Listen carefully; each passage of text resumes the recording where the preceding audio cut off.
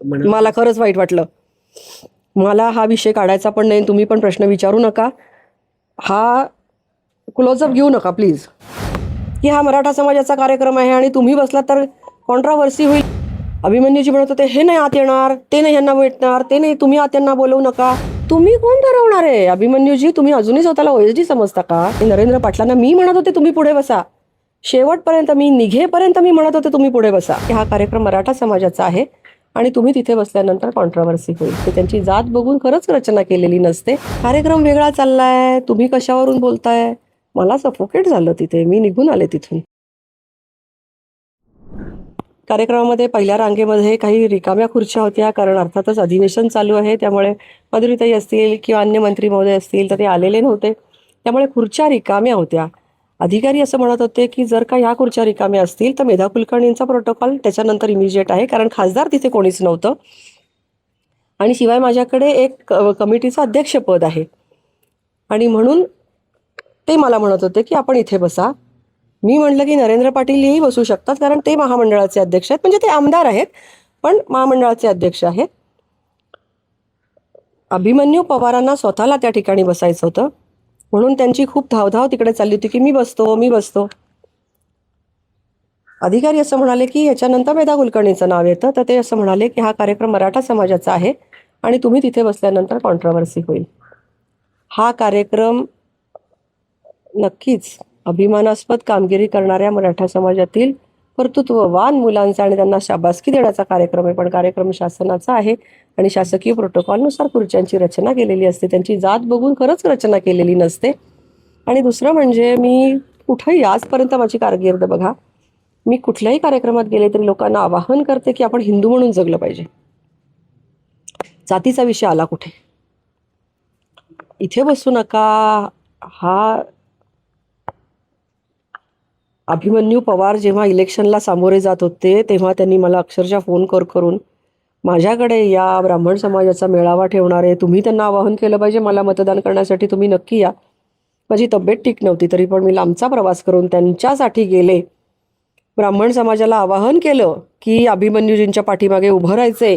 1% सगळी मतं, एक गठ्ठा मतं पडली पाहिजेत अभिमन्यूजींना, आणि नक्कीच आमच्या समाजाने सुद्धा मतदान केलं. आणि त्या समाजाचा प्रश्न येतच नाही. सगळ्यांनी विचारांच्या पाठीमागे उभं राहिलं पाहिजे. आज देशामध्ये परिस्थिती वेगळी आहे, आव्हानं वेगळी आहेत, आपले प्रश्न वेगळे आहेत, आपल्याला चॅलेंजेस वेगळ्या कुठल्या तरी गोष्टीचे आहेत की ज्याला उत्तर देण्यासाठी हिंदू समाज एकत्र येईल का, हा मुद्दा आहे. एकमेकांच्या जाती काढून काय फायदा आहे? कार्यक्रम वेगळा चाललाय, तुम्ही कशावरून बोलताय? मला सफोकेट झालं तिथे, मी निघून आले तिथून. मला चुकीचं वाटलं ते. आणि त्याच्या अगोदर, कार्यक्रम सुरू होण्याच्या अगोदर माननीय देवेंद्रजी लाऊंजमध्ये आले होते, VIP लाऊंजमध्ये कक्षामध्ये बसले होते. एक समुदाय त्यांना भेटला काही कामानिमित्त, म्हणजे अर्थातच गंभीर परिस्थितीतली एक केस होती, त्या संदर्भात ते भेटले. मी पण अशीच गंभीर केस घेऊन आले होते. ज्यांच्याविषयी ती केस होती, जे न्यायासाठी झगडतायत ते माझे मराठा समाजातले बांधव होते, त्यांना मी घेऊन गेले होते. अभिमन्यूजी म्हणत होते हे नाही आत येणार, ते नाही यांना भेटणार, ते नाही, तुम्ही आत यांना बोलवू नका, ओ मोहिते तुम्ही यांना आत पाठवू नका. अरे मी पण इथली एक रिस्पॉन्सिबल पदाधिकारी आहे, मी काही लोकांना स्थानिक प्रश्न घेऊन आलेली आहे. देवेंद्रजींना हा विषय माहिती आहे, देवेंद्रजी त्यांच्याशी अतिशय चांगल्या पद्धतीने बोलले, न्याय देण्याचं आश्वासन दिलं. तुम्ही कोण ठरवणार आहे? अभिमन्यूजी, तुम्ही अजूनही स्वतःला OSD समजता का? तुम्ही मॉनिटर करणार का की देवेंद्रजींनी कोणाशी बोलायचं आणि कोणाचे नाही?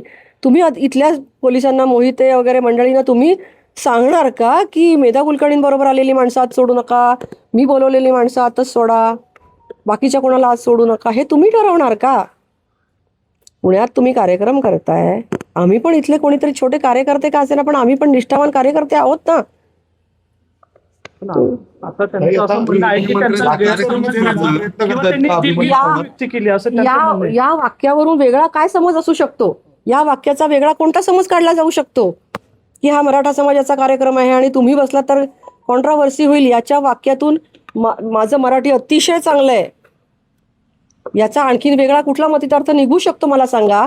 आणि जर का तिथे मी असण्याने कॉन्ट्राव्हर्सी होणार असेल तर मी तिथे नसण्याने जर का बरं होणार असेल तर मग मी गेलेलो मुख्यमंत्री तिथे का? होते, मुख्यमंत्री मी ऑडियन्स मध्ये पण बसायला तयार आहे बाय द वे. मी मुख्यमंत्र्यांचा ऑडियन्स कार्यक्रम तुम्ही सोडून आला, त्याच्यामुळे सुद्धा म्हणजे इतका मोठा प्रोटोकॉल असताना, मुख्यमंत्री स्वतः तिथे असताना क्षुल्लक कारणावरून तुम्ही तडकाफडकी रागानं निघून येणं हे तुम्हाला योग्य वाटतं? मी माझ्या बॉसशी बोलीन नंतर. एका कार्यक्रमाने काही हलकं भारी होत नाही. मी कार्यक्रमातून निमूट निघून आले, कोणताही प्रकारचा इथे कॉन्ट्रोवर्सी न करता निघून आले. मी ऑडियन्समध्ये बसायला सुद्धा तयार असते. बसण्यावरनं वाद नाहीच आहे हा. ह्याच्यात जातीचा संबंध कुठे आला?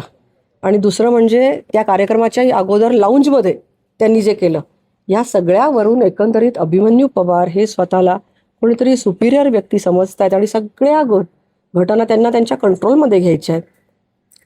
हे खूप चुकीचं आहे असं मला वाटतं. त्यांनी हेतुपूर्वक केलं असं म्हणायचं का तुला?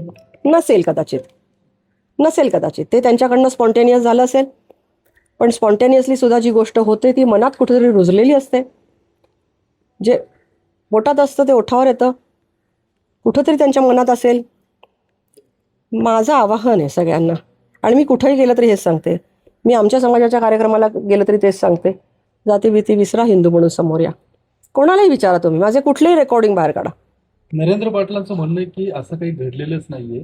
बरं, नसेल, त्यांनी त्यांच्या घरच्या त्यांच्या म्हणजे त्यांना जी कोण व्यक्ती प्रिय आहेत त्यांना स्मरून त्यांनी सांगावं की त्यांनी हे वाक्य बोलले की नाही.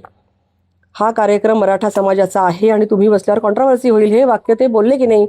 तुम्ही राजूरकरांना विचारा, तिथले जे कागद हातात घेऊन जे मला सांगत होते की याच्यानंतर तुमचं नाव आहे, हे जे अधिकारी होते त्यांना विचारा, सगळ्यांना विचारा, तुम्ही कोणालाही विचारा. टिळेकर वगैरे बाकीचे सगळे लोक लांब होते, त्यामुळे त्यांना विचारून काही अर्थ नाही. हे जे 4-5 लोक होते, आणि नरेंद्र पाटलांना मी म्हणत होते तुम्ही पुढे बसा, शेवटपर्यंत मी निघेपर्यंत मी म्हणत होते तुम्ही पुढे बसा. आय स्वेअर, मी परमेश्वराला साक्षी ठेवून हे सांगते की मी जे बोलते ते सत्य बोलतेय, मी सत्य बोलतेय. मला याच्यातून काहीही फायदा नको आहे. मी खरंच खूप चांगल्या मनाने गेले होते. माझी मीटिंग चांगली झाली होती देवेंद्रजींशी, त्यांनी आश्वासन दिलं होतं, ते जे डोंगरे वगैरे मंडळी आहेत. तुमचं काही बोलणं झालं का मुख्यमंत्र्यांबरोबर? नाही, नंतर नाही झालं माझं. मी हा विषय शांतपणे घेतलाय. मी माझ्या कामासाठी परत पुढच्या कार्यक्रमाला मी रुजू होणार आहे. मी हा विषय सोडून पण दिला आहे. मी अजूनही अभिमन्यूजींना माफ करते. मी कुठेही जाणार नाही त्यांची तक्रार करायला. मला फक्त एकच अपेक्षित आहे की त्यांनी आत्मपरीक्षण करावं. आपण जाती विसरू ना, तेव्हा देशाला पुढे घेऊन जाऊ. आपण हे करू शकू का? हे चॅलेंज आहे, पण आपण हे करू शकू का? हे चॅलेंज स्वीकारायला आपण सगळ्यांना तयार आहोत का? छत्रपती शिवाजी महाराज आमचं दैवत आहे, दैवत. एक आयरनी अशी आहे, या कार्यक्रमात मुख्यमंत्री असं म्हटले की जातीवरून भांडू नका कार्यकर्त्यांनी, आणि पुन्हा त्याच कार्यक्रमामध्ये असं जातीवरून खरं बोलले देवेंद्रजी, अत्यंत खरं बोलले. खरंच नाही भांडलं पाहिजे, कोणीही केलं नाही पाहिजे. हे सगळ्यांना त्यांनी योग्य ते ब्राह्मण म्हटले किंवा मराठा त्यांनी ब्राह्मण शब्द उच्चारला नाही. त्यांनी उच्चारला नाही शब्द. त्यांनी मी जे वाक्य बोलले ते तसंच्या तसं ते बोलले. मी एकही वाक्य एक्स्ट्रा बोलणार नाही, मी चुकीचे आरोप करणार नाही. ते जे बोलले तेवढंच मी सांगितलं.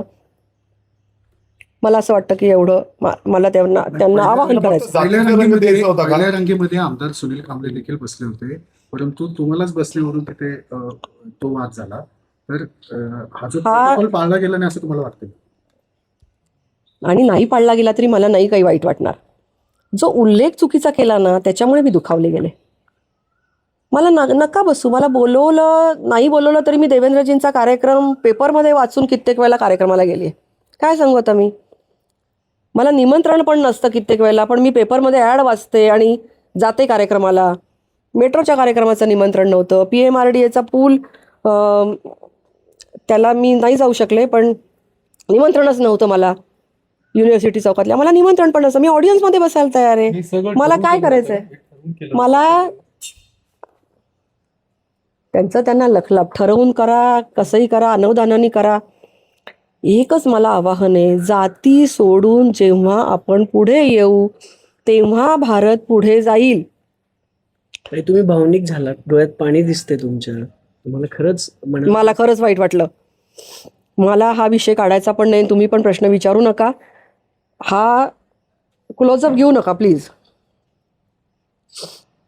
हा विषय सगळ्यांनी आत्मपरीक्षण करण्याचा आहे.